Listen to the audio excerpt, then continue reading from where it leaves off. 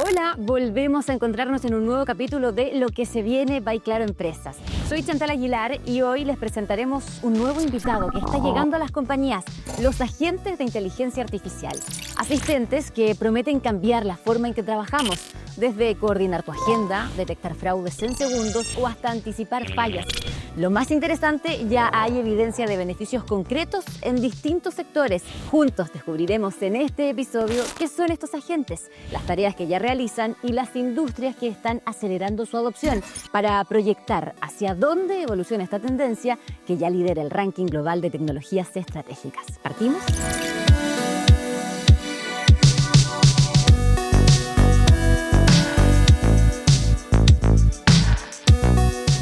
Vamos a hablar de los agentes de inteligencia artificial como este nuevo asistente de tu empresa, y para eso hoy me acompaña Alexis Alvear. Él es director ejecutivo de la Vicerrectoría de Inteligencia Digital de la Pontificia Universidad Católica. Alexis, muchas gracias por estar con nosotros. Bienvenido. Muchas gracias, Chantal. Gracias por la invitación. Vamos a ir de a poquito entendiendo qué es este nuevo concepto. Digo, inteligencia artificial inicialmente, pero ahora agentes de inteligencia artificial. Yo voy a hacer una descripción escueta, sucinta, para que tú profundices. Se trata de sistemas, ¿cierto?, que son autónomos, capaces de planear, de ejecutar acciones, tendiendo hacia un objetivo, que hacen de manera prácticamente autónoma, como lo dice el nombre, sin consulta o con muy baja supervisión. Hay cifras, de hecho, y pongan mucha atención, porque la consultora Gartner, que es la más influyente del mundo, dice que esta es la tendencia tecnológica estratégica número 1 para el 2025. Y aquí uno se pregunta, ¿qué es entonces? ¿Qué es lo que hacen estos agentes de inteligencia artificial? ¿Cómo los podemos entender? Porque de inteligencia artificial sabemos, pero ahora este nuevo tipo o concepto, agentes de inteligencia artificial, ¿qué son? Este nuevo apellido. Exactamente, sí. Bueno, es una evolución de la inteligencia artificial, donde pasamos de una inteligencia artificial que recibe instrucciones a una inteligencia artificial que toma decisiones por sí misma. Ya. Un ejemplo, ¿ya? Nosotros habitualmente utilizamos estas herramientas de inteligencia artificial como ChatGPT. Por ejemplo, yo me preparé para esta entrevista y le pregunté a ChatGPT que me diera consejos de cómo abordar la entrevista con Chantal. Ay, ¿qué te dijo? ¿Ya? Que viniera preparado porque hacía preguntas muy incisivas, pero que también era muy grato al ambiente. Ya, qué bueno. Pero en general uno le pide información, le pide que realice un cálculo matemático, o cuando queremos hacer estas imágenes, por ejemplo, a otras herramientas como Sora o Wall-E, uno le tiene que dar las instrucciones para que la inteligencia artificial construya las imágenes. Exacto. Y en particular para las imágenes uno tiene que ser muy preciso en las instrucciones que le llamamos prompt, con lo que uno quiere obtener. Ya. O sea, lo hacemos a través de instrucciones. La inteligencia artificial agéntica es autónoma, en el sentido que no requiere de instrucciones para poder llegar a un resultado. Un ejemplo concreto es una herramienta que muchos de nosotros usamos sin saber que es agéntica. De repente tenemos reuniones virtuales y vemos que se suma una persona, un asistente muy pasivo, muy silencioso, que toma nota durante todas las reuniones. Sí. Y esa gente lo que hace es percibe, es decir, escucha, luego razona por sí solo, ¿cierto? Identifica quién es el que está hablando, quién dijo qué cosa, y posteriormente, terminada la reunión, nos envía un resumen al correo electrónico con todos los apuntes, con los principales acuerdos, Exacto, con los énfasis, e incluso es capaz de interpretar las emociones de las personas que tuvieron al momento de participar en la reunión. Si es que hubo alguna tensión, alguna discusión. Las detecta y interpreta y transcribe esos mensajes en función de esa interpretación de emoción, análisis de sentimiento que es capaz de detectar. Y nos da ese reporte, ¿cierto?, sin que nosotros le dimos ninguna instrucción. Lo hace de forma autónoma. ¿Cierto?, interpretando el contexto, y nos envía ese reporte que finalmente nos ayuda mucho a poder saber y recordar qué es lo que tratamos en una reunión. O sea, actúa, como lo decíamos, bajo escasa supervisión, casi que por iniciativa, si es que se le puede llamar así, a este agente de la inteligencia artificial. Y lo que ya podemos desprender, porque tú lo mencionabas así, y es algo que hemos ido viendo en los distintos capítulos de este podcast, es que no estamos hablando ahora respecto de este tema de algo que está en ciernes, de algo que viene, que no existe todavía, sino que no es una promesa, es una realidad en muchos lugares. De hecho, hay empresas que ya lo han adoptado, después vamos a ir viendo con qué celeridad en distintos lugares, y que no solo lo han adoptado, sino que han visto resultados que son medidos, que son tangibles, que son concretos. Por ejemplo, aumenta la productividad, hay más precisión en la automatización de tareas repetitivas. Y, por ejemplo, porque nos gusta tener cifras, te quiero comentar esta: el 96% de las empresas europeas se dice que ya la está implementando o lo va a hacer para el 2026. O sea, un porcentaje importante, el 96% es altísimo, es casi la totalidad. Claro. ¿Cuáles son los beneficios, Alexis, que tú ves de empezar a ocupar o a implementar estos agentes de la inteligencia artificial? Bueno, se podría decir que hay varios beneficios dependiendo del grado de complejidad o masividad de lo que se va implementando. Un primer beneficio operativo, en el sentido que los agentes de inteligencia artificial, como bien tú señalabas, ¿cierto?, pueden contribuir con la automatización de tareas que son rutinarias, repetitivas. También el enfoque en la atención del cliente. Hay agentes que pueden ser muy bien entrenados para comprender lo que al cliente le pasa, necesita, requiere, y de esa manera podemos tener una cobertura incluso que es más amplia en tiempo, ¿no? A veces tenemos que atender clientes con turnos o con sistemas en horarios definidos. Hoy día un agente puede atender 24/7, puede entregar respuestas que sean más óptimas, más vinculadas, ¿cierto?, a lo que el cliente requiere. Y por otra parte, la dimensión más estratégica, que es cuando ya avanzamos más en la implementación, ¿ya? Recordemos que la inteligencia artificial busca poder dotarnos a los humanos de capacidades de comprender y tomar decisiones frente a fenómenos complejos. Claro. ¿Ya? Pues nosotros como seres humanos tenemos una capacidad limitada de procesamiento de información, ¿cierto? Entonces la inteligencia artificial lo que hace es, a través de herramientas tecnológicas, de sistemas computacionales, poder ayudarnos a interpretar esos fenómenos complejos y reducir esa complejidad siguiendo lógicas humanas que, a través de la cual, ¿cierto?, estos algoritmos, ¿cierto?, que uno programa, interpretan esa información como si fuéramos humanos. Entonces, en ese contexto, estos agentes, al ayudarnos a entender fenómenos complejos, nos van a poder ayudar, valga la redundancia, a que nosotros tomemos decisiones mucho más enfocadas, con mayor capacidad de análisis, basada en datos y la evidencia, que es un aspecto muy importante hoy día para las organizaciones. Y esto además, ya nos dimos cuenta, o sea, se hace en un tiempo que es absolutamente inferior al que se haría probablemente sin estos agentes de inteligencia artificial, ¿no? Así es, todo esto es muy rápido, sí, claro. Tendríamos que, equivalente, contratar a muchas personas con muchas capacidades y, por otra parte, equipamiento, capacidades de cómputo, que probablemente son inversiones muy altas. En cambio, los agentes hoy día pueden desarrollar todo eso en menor tiempo y de forma autónoma. Perfecto. Ya lo hemos visto también en otros episodios, toda transformación, y en esta que estamos hablando también de los agentes de inteligencia artificial, presenta o se tiene que enfrentar a distintos desafíos. Y en este caso, uno de ellos, probablemente el más importante, tiene que ver con los datos. La capacidad de tener buenos datos, datos que sean de calidad. Y cómo esos datos también están integrados, porque datos sueltos será un buen dato, pero si no está conectado o interconectado, como lo hemos visto también en otros episodios, ¿de qué sirve? Va a poner en riesgo la capacidad de anticipar, lo veíamos de estos agentes, de tener respuestas que sean más precisas. Hay que conseguir y caminar hacia la integración de estos datos. Y mira, la relevancia es tal que el 95% de los consultados cree que va a tener problemas con la integración de su agente de inteligencia artificial. Esto es también, de nuevo, una cifra importante, es casi la totalidad.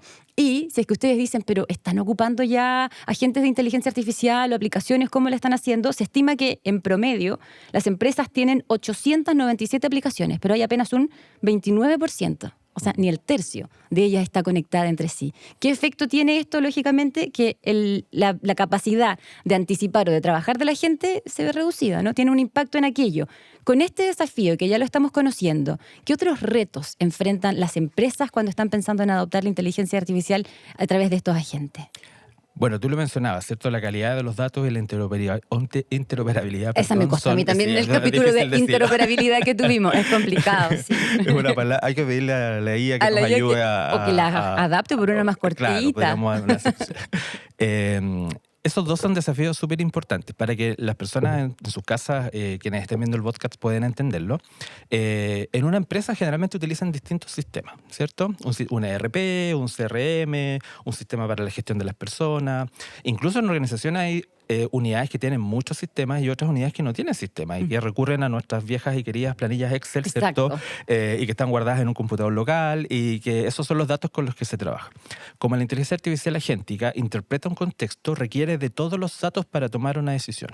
Porque si yo le presento solamente datos de un área o de un aspecto en particular, esa inteligencia artificial va a detectar patrones sesgados. Es decir, va a interpretar que solo esos son los fenómenos que conoce y toma decisiones, ¿cierto?, incompletas. Por ende, el desafío de la interoperabilidad y la calidad de los datos es muy importante. Y esto para la empresa genera 4, a mi juicio, aspectos muy relevantes. El primero, infraestructura. Tener capacidades tecnológicas de soporte.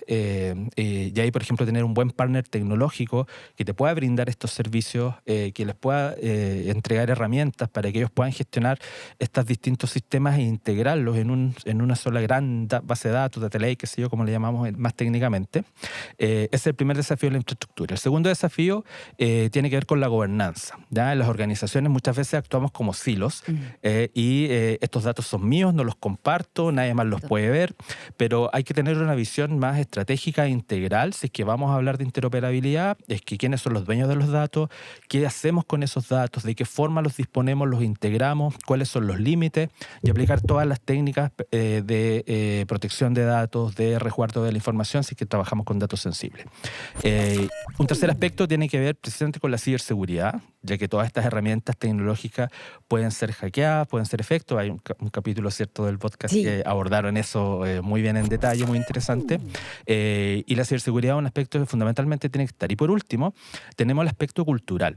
¿Ya? Hay que trabajar en tratar de incentivar a las organizaciones para que implementen cultura digital en sus procesos. Evidentemente, al incorporar tecnología, procesos se reducen, cambian, se adaptan.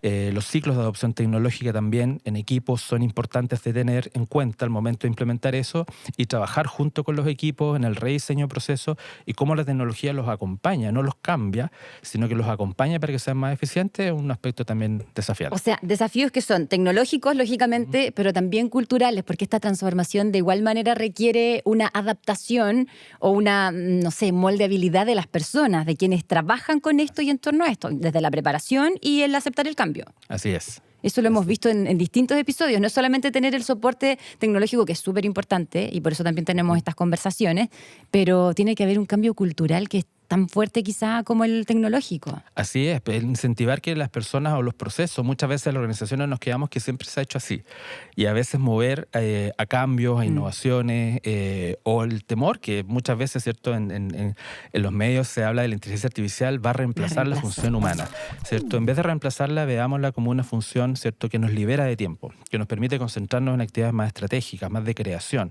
sacarnos de la rutina, ¿cierto?, del análisis, las planillas, qué sé yo, que eso se automatice, pero y de esa forma ganamos espacio, tiempo y capacidad para poder pensar de manera más estratégica. Eso que dices tú es súper interesante y también lo hemos abordado, ese temor que ha existido durante mucho tiempo al enfrentar la tecnología o estas innovaciones tecnológicas de me va a quitar la pega, nos va a reemplazar, van a sacar de ahí una persona para poner una máquina. Nos hemos dado cuenta que se requiere el capital humano indispensablemente, no solamente la tecnología, tiene que haber gente preparada pensando en ello y para desarrollarla también, así que hay que ir tratando de no temerle, sino que de sumarnos, ¿cierto? Y aprender y prepararnos y ser parte de esto que está avanzando y tan rápidamente. Ustedes lo comentábamos, perdón, y no quiero que tengan, que se nos asusten, que pierdan el entusiasmo, porque estamos hablando de que esto tiene ciertos desafíos, como todo, pero también vamos a revisar aquellos lugares o experiencias en donde la adopción de agentes de inteligencia artificial está siendo más rápido, más acelerada. Hay empresas que ya la están adoptando, hay algunas en donde funciona más rápidamente, y eso tiene que ver precisamente con lo que estábamos conversando, la disponibilidad de datos, los procesos críticos y también la presión competitiva. Todo esto es tierra fértil para el desarrollo de la inteligencia artificial y sus agentes. Mira, el primer semestre de 2025, la creación de estos agentes creció en un 119%. Hemos tenido puras cifras que son impactantes, es harto, tal vez porque antes era muy bajito, pero un crecimiento del 119 es importante. ¿Qué ha impulsado esto principalmente? Las empresas de viajes, la hotelería, el retail. Y queremos saber qué es lo que hacen bien ellos, los servicios financieros también. ¿Qué es lo que hacen bien para que aquí la tecnología, la inteligencia artificial agéntica se adapte de manera más rápida o se pueda estar funcionando más ágilmente? ¿Qué hacen bien? ¿Qué tienen que hacer las demás empresas para que también puedan crecer de esta manera? Bueno, eso ocurre en esas industrias en particular porque se observan en ellos dos elementos, digamos, que son trascendentales para eso. Uno, que usan siempre datos, son organizaciones basadas en datos, y lo otro es y transformación digital que han tenido en sus procesos.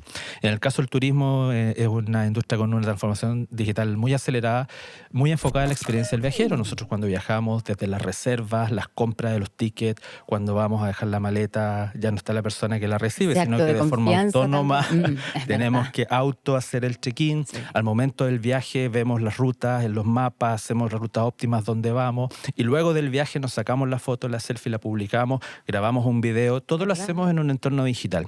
En el caso del retail tenemos muchos datos que nos permiten conocer a los clientes en base a sus experiencias, sus compras pasadas. Yo les puedo ofrecer productos similares o conocer qué es lo que les gusta. En el caso, por ejemplo, las aerolíneas trabajan con tarificación dinámica. Si yo estoy mirando pasaje, hoy día va a tener un precio, mañana va a tener otro, porque la aerolínea tiene el contexto de a cuánto está la competencia, de cuánto es la demanda por ese vuelo, por ese destino. Entonces hay una especie de dinamismo en eso. Y por otra parte también en el retail se está dando hoy día en temas logísticos de supply chain, que es como más back office. Por ejemplo, estas grandes compañías de retail, que a lo mejor yo estoy viendo un producto que me interesa, pero no lo decido comprar, lo tengo en el carrito, pero la empresa ve la forma de incentivarla que yo lo haga, ¿cierto? A lo mejor acercándome el producto a un centro de distribución más cercano para que tenga entrega en el mismo día. Yeah. Y ese factor puede significar que yo decida comprarlo en el momento. Entonces, toda esa operación logística detrás que me acerca al producto también es parte del análisis de datos.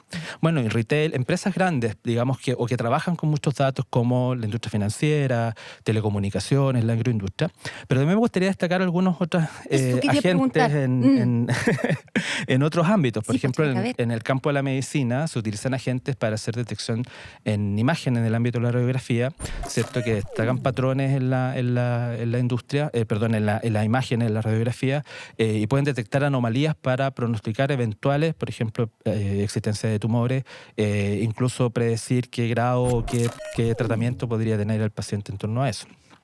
Y otros dos aspectos que también creo que son muy importantes destacar, donde se puede integrar esto, uno es el Estado. El Estado, tenemos un muy buen ejemplo en Chile de la clave única, que es interoperable, digamos. Podemos acceder a hacer muchos trámites o servicios del Estado a través de la clave única y de manera digital. Pero también hoy día escuchamos, ¿cierto? Nuestro principal dolor como sociedad y como señalan las encuestas, es la seguridad, ¿cierto? Y muchas de las personas proponen la inteligencia artificial como solución a eso. Y también quisiera mencionar la educación, ¿ya? Y de aquí, con mucho orgullo, y perdón lo autorreferente, pero en la Universidad Católica acabamos de terminar un pilotaje de un proyecto que se llama Ayudantía, que precisamente creamos agentes con los equipos de la Vicerrectoría de Inteligencia Digital, agentes que ayuden el proceso de enseñanza-aprendizaje de los estudiantes para determinados cursos en algunas carreras. Y son agentes que complementan la formación del estudiante que tiene en el aula, que tiene con la lectura o el trabajo autónomo que tiene que hacer el alumno, y complementan esa función, ¿cierto? Apoyando su proceso de aprendizaje con agentes que son entrenados para poder aportarle conocimiento, actividades prácticas, actividades didácticas que contribuyen con su aprendizaje. Entonces es muy amplio el espectro. Y hay varias alternativas o caminos, espacios, los que tú ya nos mencionabas, que se puede avanzar en hacer más ágil esta adopción de la inteligencia artificial agéntica. El tema de la clave única lo hemos mencionado también antes, porque además surgió cuando necesitábamos, no había otra forma, o sea, fue en plena pandemia y había que acceder a distintas informaciones, pedir permisos para salir, para moverse, y fue como un desafío encima, inmediato, y se resolvió tan bien que lo seguimos ocupando hoy día, que han pasado, ¿cuántos? 5 años desde la pandemia, y se sigue ocupando y sigue siendo un referente, pero podemos hacer más y mejorar. Claro, hay más servicios públicos, hay más postulaciones, por ejemplo, a beneficio. Exacto. Hoy día podemos tener grandes volúmenes de datos, grandes fases de datos con la información, ¿cierto?, de las personas en distintos ámbitos. Yo creo que la gestión en salud, sé que hay esfuerzos, hay equipos muy buenos en los ministerios, en los distintos servicios que están trabajando y están intentando aportar con soluciones tecnológicas que contribuyen, como por ejemplo la reducción de listas de espera, la priorización de pacientes, las atenciones de los CEFAM, en la educación universitaria de ese ejemplo, pero en la educación ¿cierto?, de los jóvenes, de los niños, en los colegios, también estas herramientas pueden ayudar muchísimo, no solamente a los alumnos, sino que también a los profesores que tienen alta carga de trabajo, que tienen que planificar, hacer las clases, y estas herramientas les pueden ayudar a hacer sus clases de forma más dinámica e innovadora.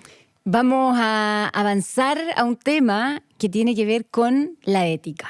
porque precisamente esto se trata de el uso de datos, de grandes volúmenes de datos, ¿cierto? Y cuando uno dice, chuta, yo estoy entregando datos todos los días, con cada acción, movimiento que hago en mi teléfono, hasta cuando camino, que el riesgo que aparece es que se pueda ver amenazada de alguna manera la privacidad, ¿no? Y bueno, casos lamentablemente también tenemos de eso.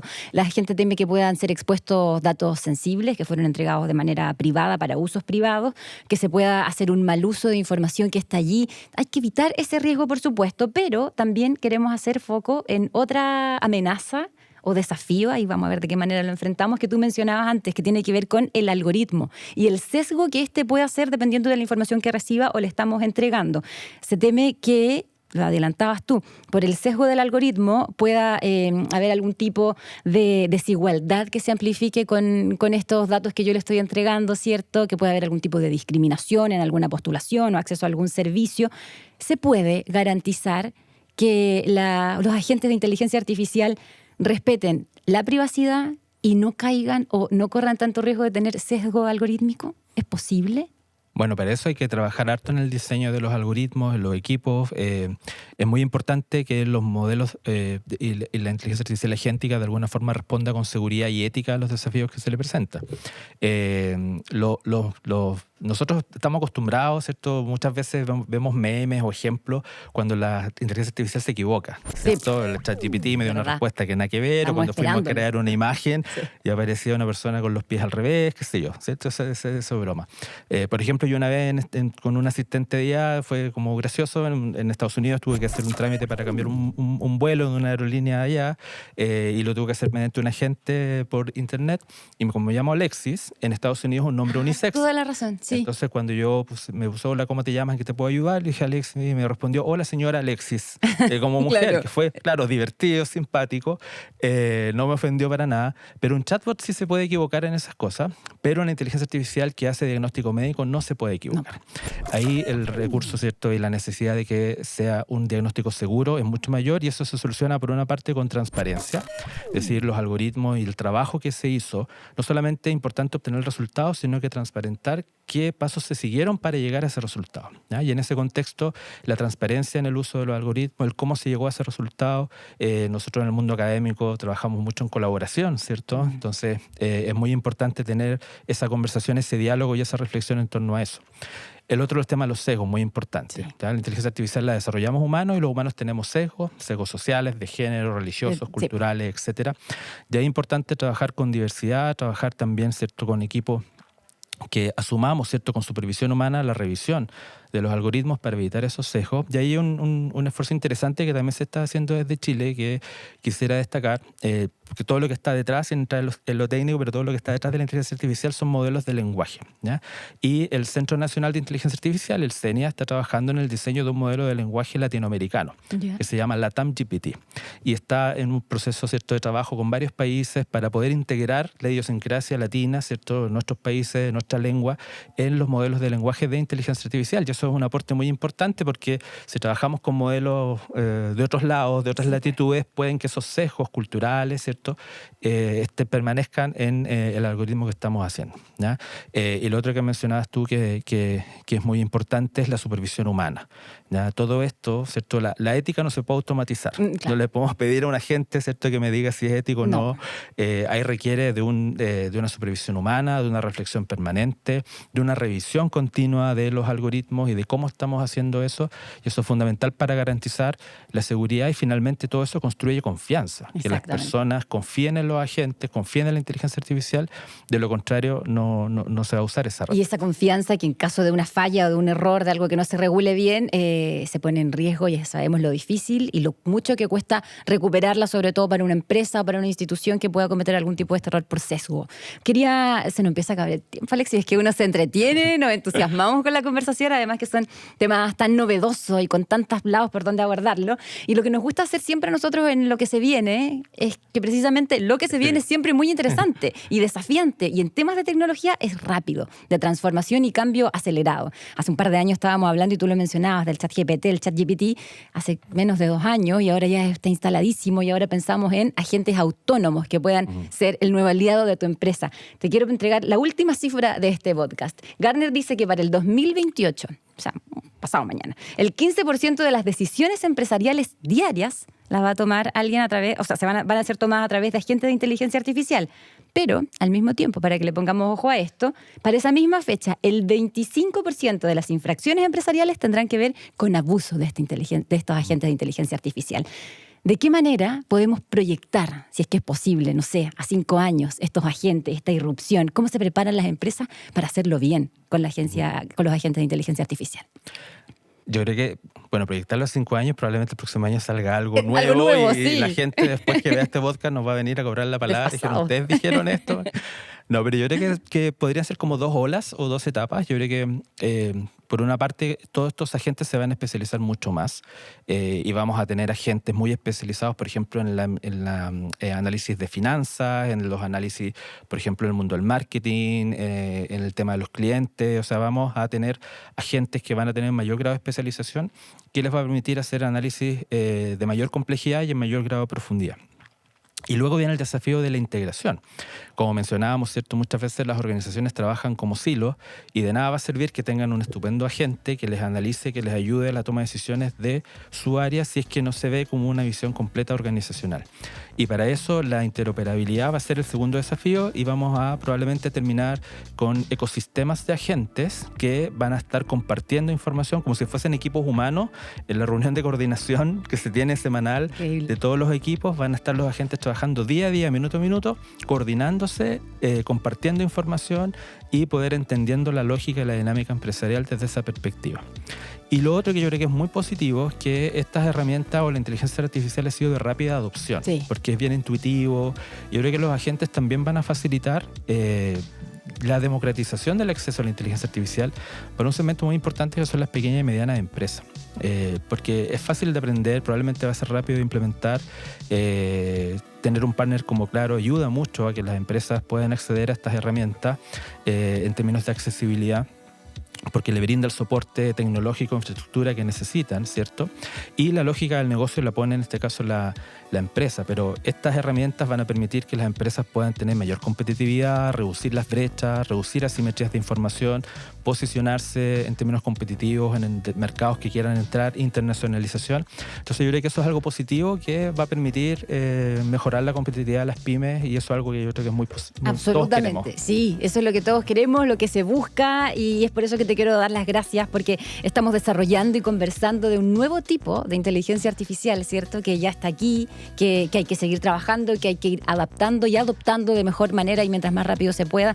Alexis Alvear, director ejecutivo de la Vicerrectoría de Inteligencia Digital, recién creada de la Universidad Católica. Muchas gracias por esta conversación tan interesante que has tenido con nosotros. Gracias a ti, fue un agrado, de verdad. Igual para mí, y espero que lo disfruten, que puedan verlo cuantas veces lo necesiten, porque hay información valiosa para aprender y como siempre les decimos, lo mejor siempre es aquello que está por venir, lo que se viene. By Claro Empresas, nos encontramos en un próximo capítulo aquí en el podcast de Claro. Que estén muy bien, nos vemos.